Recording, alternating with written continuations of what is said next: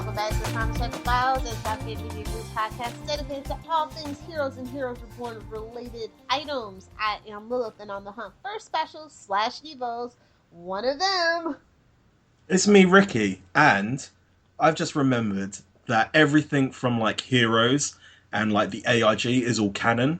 And I was in Heroes Survival, and one of my characters was in like the iStories, so that means my character is canon. And the most interesting thing about that is my character is not liked by Claire Bennet. Thank you very much. And that was Ricky's Tidbit Corner, people, for today. Yeah. Up for discussion today is episode 413, Let It Bleed, more like Let Me Sleep. But I digress. Let's just jump right into the recap with the technical aspects of this episode. This first aired on January 4th, 2010. This is written by Jim Martin and is directed by Janelle Swark. So, Peter has trouble coping with Nathan's death as Claire tries to console him. Sylar returns to the carnival to kill Samuel, only to discover something unexpected. Edgar and Noah team up to find a way of bringing down Samuel. Blah, blah, blah. Da, da, da. Okay, so, where do you want to start? This episode is a mess. It is a dreadful mess, and I don't appreciate that, this should still be an emotional episode, and I'm not very emotional about it. Yeah. This is the wake. It's kind of like the fallout where everybody should be, at each other's throat with a broken whiskey bottle at this point. It just doesn't happen. Yeah, definitely. But, there's loads of different things going on in here, and all of them kind of feel really weird. Yeah. Sorry, let me just... why does... was Elizabeth and Nathan having an affair or something? Because she's, way too concerned about Nathan, even though he's dead. She is a creep. Well, I have absolutely no clue. But yeah, I totally agree. She had far too many lines and was in it far too much than was needed. So yeah. So we should start off with, in my notes I have, the lowest amount is Edgar, Noah and Lauren. So we'll go with them. So after the... Well, he doesn't go to the wake, does he? Noah doesn't go to the wake. Says you better not bring your butt to the wake. But then I don't understand. Does she have a go at Angela at one point during the wake does. as well? Yes, fair enough. Was going off, son. She was dropping truth bombs. I'm like, this is the Claire I love. Why couldn't we have more of this? So anyway, he ends up going back home, and Lauren shows up because he sent her a text saying, "What you up to? Netflix and chill." More like Compass and Capture a special. So, and for some reason, Edgar turns up as well, and basically they capture Edgar, and they start to interrogate him, and it's weird because obviously Noah, it's weird because Noah's he doesn't want to join the company. He wants to be like a normal guy, but then he's getting pulled back into it. And Noah does not want to be a normal guy. Never did he want to be a normal guy. He was put out to pasture thanks to Angela, and this is his way of worming back in. No. At the end of season 3, they were like, yeah, we're gonna make the company again, and then it starts off on season 4, and it's like, so what? We've got to get the. She goes to him and says, we got to get the company going. It's been 6 weeks, it's time, and he's like, yeah, I'm done with this. I just want to be a normal guy. He lost his family, and now that he realizes that that's a permanent choice he can't fix, he's like, well, this is all that I'm good at. Is how I took it. Okay, then, fair enough. But he's still set in his old ways. We can agree on that, right? Yes, and they're awful. But we love him, so we accept it. I know, right? So, yeah, he's basically kind of torturing Edgar. And then Lauren's just like, you're an old horse. It's time to kind of teach you new tricks. You're an old dog. It's time to teach you new tricks and, be empathetic. They always love this goddamn empathy thing. But, yeah. He says a bit like a psycho. Anyway, so he ends up doing it, and kind of they both get to a point where they're ready to kind of take down Samuel, but they just don't agree on what's going to happen at the end of it. And Okay, Noah's, yeah, first of all, rule number one. If you think your friend is in a cult, do not tell them you think they're in a cult and that you're going to break up their family. Hello?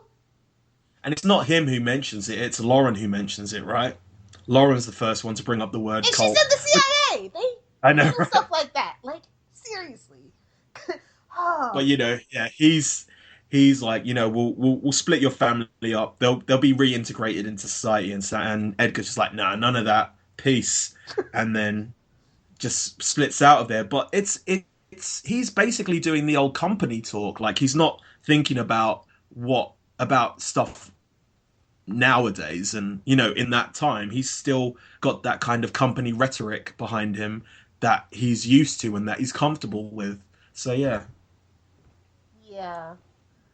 Ugh, it was brutal. Like, she gets the nickname Iron Maiden, and I'm like, it couldn't be the Iron Lady since we were talking about British people? Like, really? Okay. Whatever. So, shall we move on to Samuel? I've got Silas, Samuel, and Lydia as a grouping. Ugh. So we've got Yes, we've got. let's talk about this. What do you think about this? Like, do you think Silas got like the remnants of? Because he can't kill at this point, can he? He's quote unquote impotent. And do you think it's because he's got the remnants of like a Nathan and like No, Parkman? because I Or, think Nathan would kill if he had to, and because he is Nathan was like the kind of guy that did what he had to do to get what he wanted, and in very much Sylar-esque kind of fashion, if need be. Had he been able to spiral out of control and gain ultimate power, Nathan would have been a real unredeemable bastard. So I don't so think it's that. maybe it's just chilling out with Parkman in his mind for too long. Yes, that is exactly Fair what I enough. think it is. I think it was the trade off. Like Matt Yeah. kind of had a little bit of Sylar left in him, and Sylar had a little bit of Matt left in himself as well. Yes. That sounds really weird. Anyway. Is he in Uh, you? There's still a little bit of him in me. Well, gargle Oh, and sorry. move on. Anyway, so Samuel. Well, speaking about a little bit left in you, Samuel talks to Lydia and just says, go on, get to it, love. And she does. So, I'm yeah. sorry, but I've always seen Sylar as this asexual, aromantic character. Every time they Yeah. try to put him in this like a relationship with anybody, I just don't believe it. Yeah. But then they bring back up the whole crisis of faith. Not crisis of faith, Siler, but the whole, what Hero said in Once Upon a Time, Texas. He's going to die alone, and even though he'll be the most special of all, there'll be no one around to like acknowledge that he is special. So that kind of, he's got that kind of he can't kill at the moment, and it just seems like a delaying tactic of kind of either making Sylar all the way good or making Sylar all the way bad. So yeah. Yep. And this is where it all falls apart because they keep trying to force Sylar into being something that he's just not and never should have been tried to made to be. Like, it just frustrates me. And it ends with Creeper Sylar, just like much like Claire. Because so basically yeah, Samuel goes, okay, you're supposed to be here, and then Sylar's like, okay, well then let the tattoo tell me that I'm supposed to be here, and I'll stay. And well, it was a picture of Claire, duh. yeah, and he gets his uncle arms out, in full effect, uncle chest, and then ends up have an uncle back. I know, right? So he ends up creeper westing outside her window like season 2. So yeah, Which is funny because they brought it they up. bring him up. Yeah, because Peter's on like this suicide mission. Meanwhile, like, I wouldn't say a suicide mission. He's He's got the basically Haitian powers, and you're like, you Yeah. know what's up when he says that. But no, he's like, I wouldn't say he's on a suicide mission, but he's trying to he's at that stage of grief where he's just trying to keep busy so he doesn't think about what's happened. He's just trying to block it out of his mind by just keeping busy, but then it doesn't really turn into that kind of suicidal kind of thing until it gets to he's got a gun in his face. Yeah. So, him and Claire, they kind of bond, which is really weird, like seeing them in scenes together, knowing that I think at this time they've kind of broken up. Yeah. And she basically, I thought it was really funny because she was like watching him suffer before she decided to heal him, and I'm like, crazy ex-girlfriend. So yeah, they like Peter like goes off to do a quote unquote job. Claire realizes that he's gone, and they both turn up at this place. And yeah, it's weird. Like Claire has that feeling of normalcy again for once. You know, when she cuts herself because the Haitian's got a power, or he's got the Haitian's power, and she even admits to having like kind of daddy issues at one point as well. Definitely a new writer's room because never before would they have admitted that. But yeah, we've got Death Wish Peter and Counsellor Claire. So yeah, Well, you know. Claire's having her own little thing because I'm like, okay, this is like the third time you said you liked pain. It's getting weird, Claire.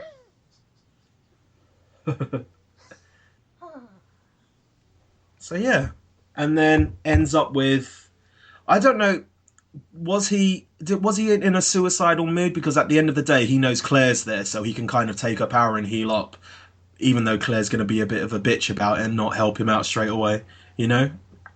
I think this was like a hint towards what's coming for Peter. Actually, is what I should have said. Do you know what I mean? Where he wants that revenge against Sylar.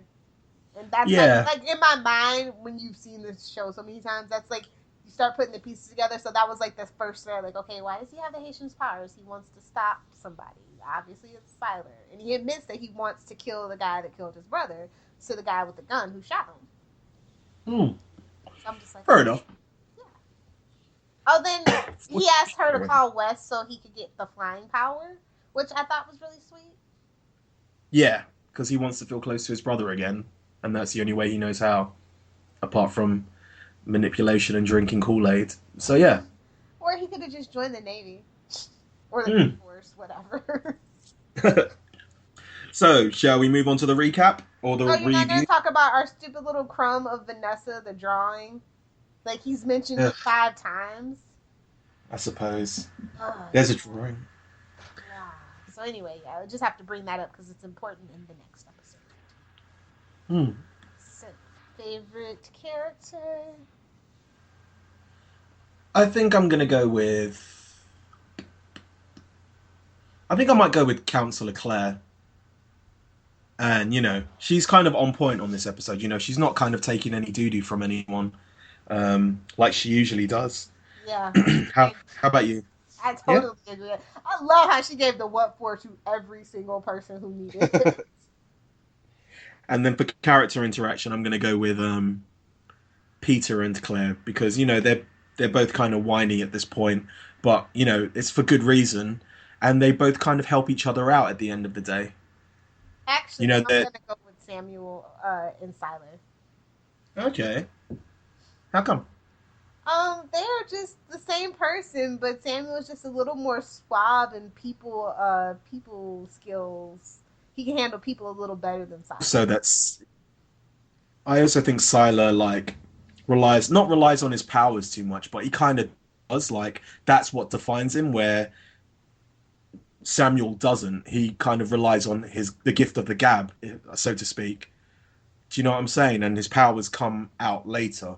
Yeah. He's very manipulative of people, whereas Sylar will just make them do what he wants. So yeah. But they both understand how things work. Do you know what I mean? Yeah. Very different ways. And I just kind of enjoy that. Like, finally somebody who can give Sylar a good tongue lashing. And a what for, you know what I mean? Do you have any favorite scenes? I love, like I said, I really liked the, where Peter flies off after he gets, the power to fly. I thought that was really well done. No words. I kind of, yeah. I kind of like, a horror movie face Sylar. Just for as a scene, because, you know, it makes you think, oh, they've got some money behind them. There's going to be a good fight at the end of this. Oh, I know. I know. Definitely know. Anyway, so, do you have any favourite lines?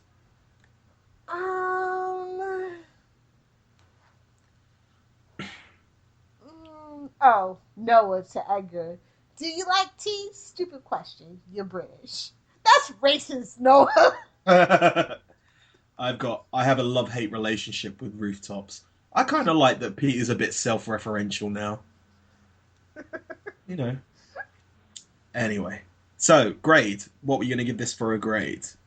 Oh, this is a C as in cat, just a flat C. It's still average. I mean, let's just get on with it. For the content of it, I think I'm going to give it like a C plus / B minus, because even though nothing really happens, it does deal quite well with the like some certain issues. So you've got the feeling of like impotence and like not knowing where you belong in the world with Sylar, and at the same time you've got the kind of dealing with the grief of the death of a loved one with Claire and Peter, and at the same time you've got the kind of bring yourself more into the new world for Noah and just general torture. But no, I'm joking. Yeah. So I don't know. I think why it rubs me the wrong way is that these are things that we've been dealing with since the series began, really, kind of, sort of, especially with Sylar. And it's like, get on with it. Let's get on a different course here. ooh, fair enough. So anyway. So yes. So I'm not going to do this trivia because it's doo-doo. Okay, good. So, the graphic novel is called Starting Over, and it's basically a Doyle-centric one, and it's him in his new job. This is after the events of Nowhere Man, and him and Lauren are, I don't know if they're seeing each other or if they're just that friends, Lauren. but you know, Ugh. yes.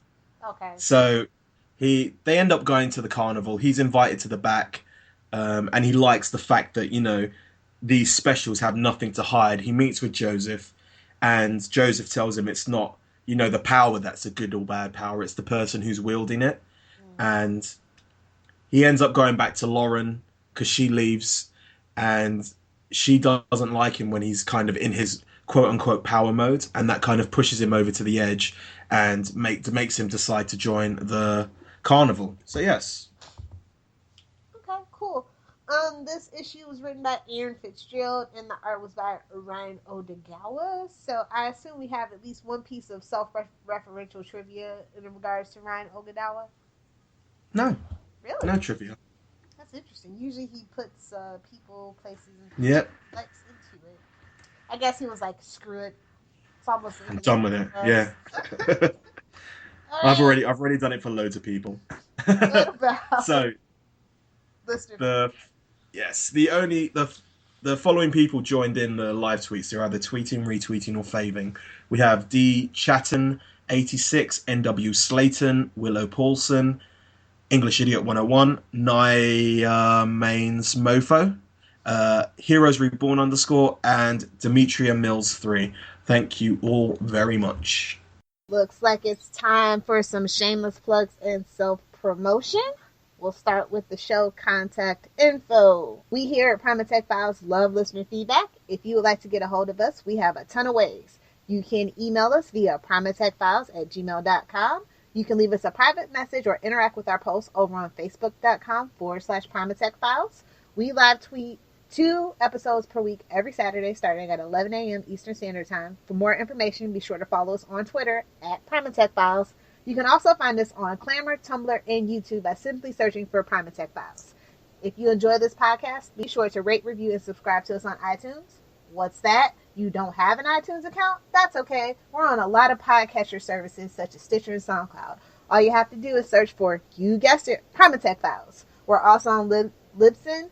And if you want to follow our RSS feed there, all you have to do is go to primatechfiles.libsyn.com and bookmark the site to stay up to date with this podcast. Libsyn is spelled Libsyn, just in case you were wondering.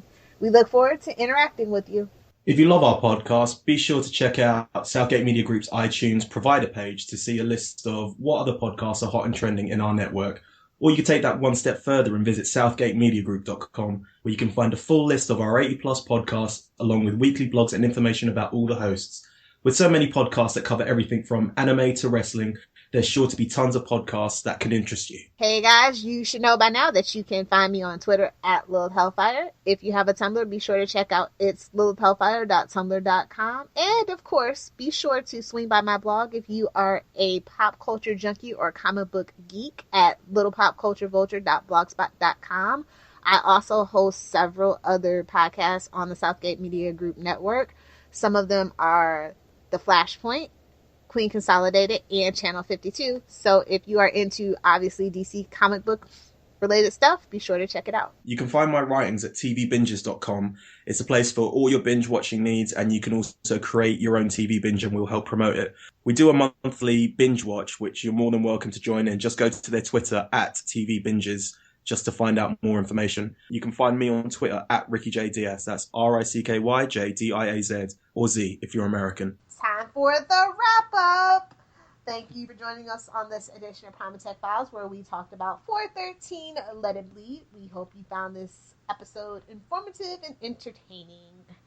I want to encourage you guys to please send in emails as well as interact with our Facebook posts. And please don't forget to follow us on Twitter, Tumblr, YouTube, and Clamor. Ricky, darling. Download the podcast, Save the World.